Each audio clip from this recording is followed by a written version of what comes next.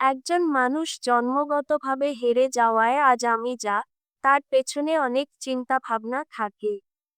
তুমি শুধু জেগে ওঠো না। শুধু কঠিন হওয়া উচিত নয়।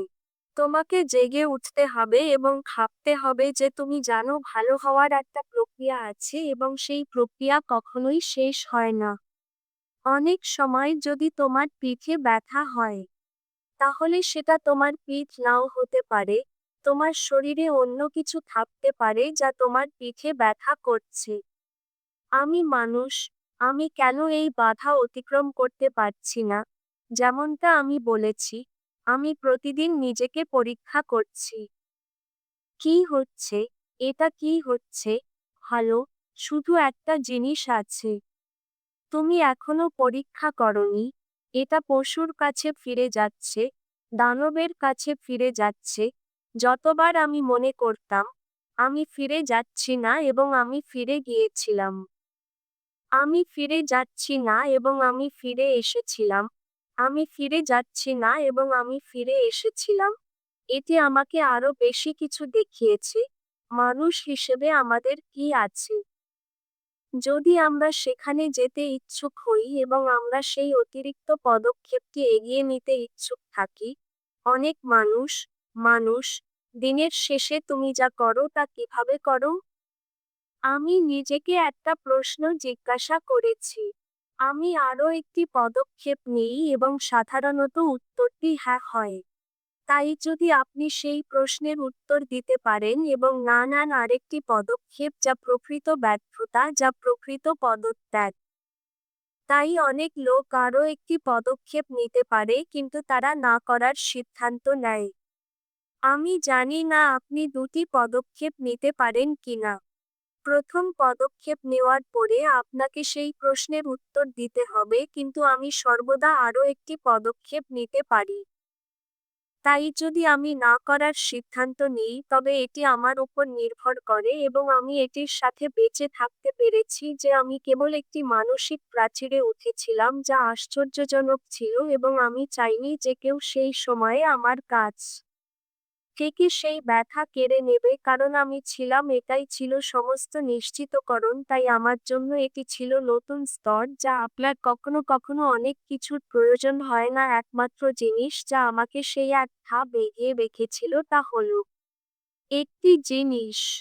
চলো এখনো হাল ছাড়ি না ঈশ্বর কারণ আসুন আপনার বিকল্পগুলি সম্পর্কে চিন্তা করি আপনি কোথায় যাবেন যদি আপনি এটি ছেড়ে দেন তবে আপনি কোথায় যাবেন এবং যখন আমি সেই দৌড় শেষ করি তখন এটি সবচেয়ে খারাপ ব্যথা।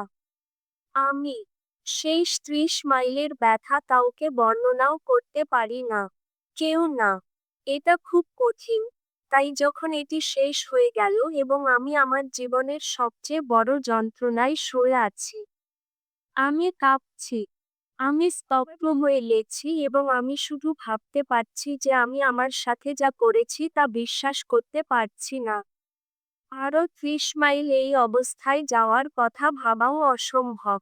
আর একবার যখন তুমি এটা করো, তখন আমার উপর কি এসে পড়েছিল যখন সেই ঝর্ণা আমাকে আঘাত করেছিল এবং বাস্তবতায় এসেছিল যে আমি মাত্র ১০১ মাইল হেঁটেছিলাম এবং শেষ ৩১ মাইল এমন কিছু ছিল যা আমি মানুষের কাছে বর্ণনাও করতে পারি না।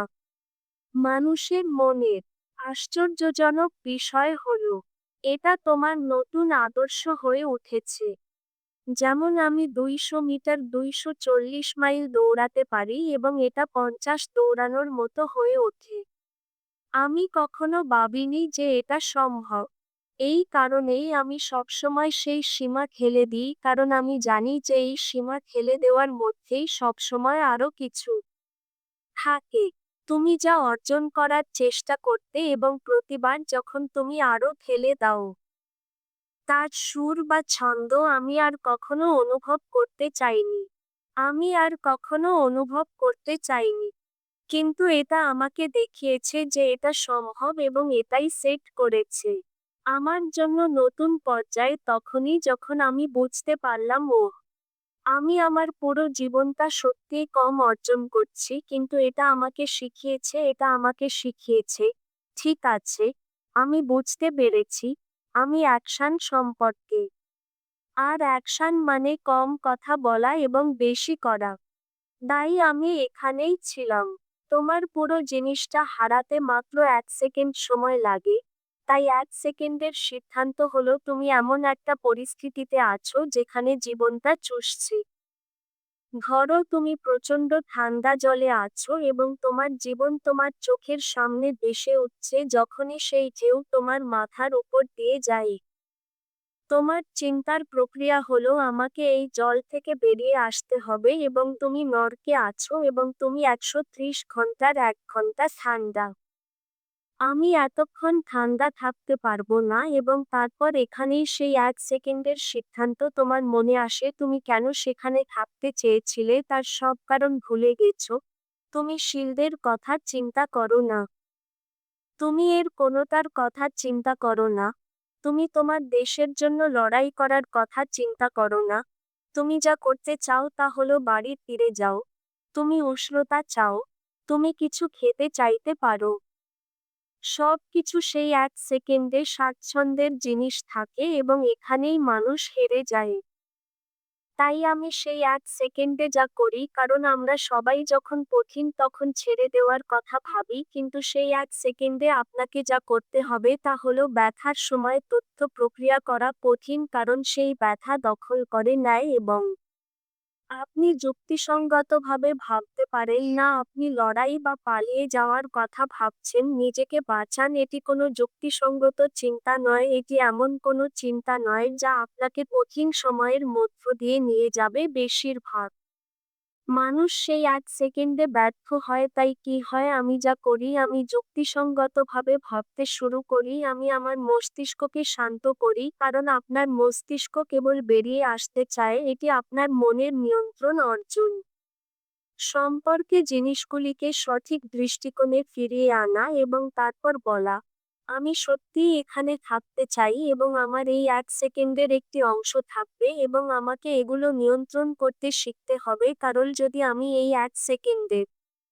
একটিতেও ব্যর্থ হই তবে আমি একজন সিল হব না আমি একজন ডাক্তার হব না আমি একজন আইনজীবী হব না বা যাই হোক না কেন হব না তাই 1 সেকেন্ডের সিদ্ধান্তটি কতটা গুরুত্বপূর্ণ যে একে আপনার মন নিয়ন্ত্রণ নেয়